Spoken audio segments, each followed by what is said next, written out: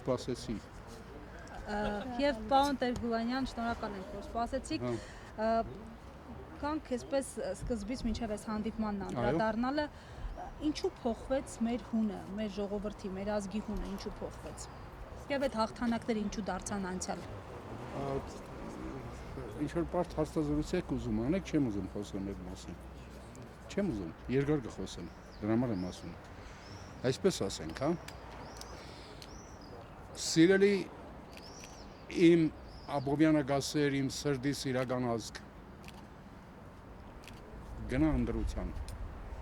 որովհետև դու աշխարհի հնագույն ազգերից մեկն ես, եթե ոչ ամենահինը։ Դու ես ստեղծել առաջի անգամ բրոնզը, բղինձը, գինին,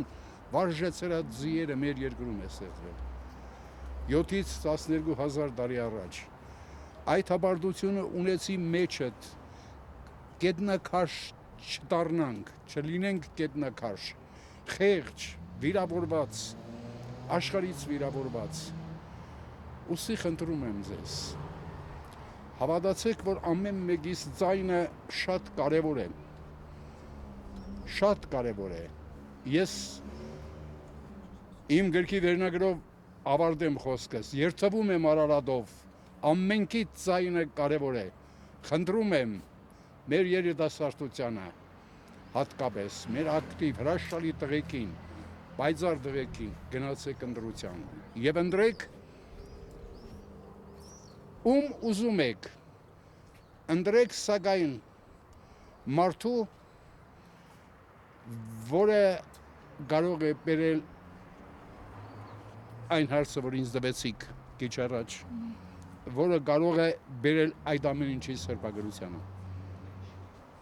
Դուք ինձ հարց տվեցիք։ Հայ, պարոն Տեր-Գուլանյան, իսկ Սամվել Կարապետյանը այդ հատկանիշներն ունի ըստ Այո, ինքը ես առաջ անգամ եմ իրեն կյանքում մոտիկից տեսնում, ես երբեք չէի հանդիպել իրեն։ տպավորություն ինչ տա։ Շատ բարձր տպավորություն ունեմ, ասեմ։ Առաջի անգամ այդ մարդու ձեռքը սեղմել եմ, այո, եւ գիտես ինչ տեսակ մարդ է ինքը։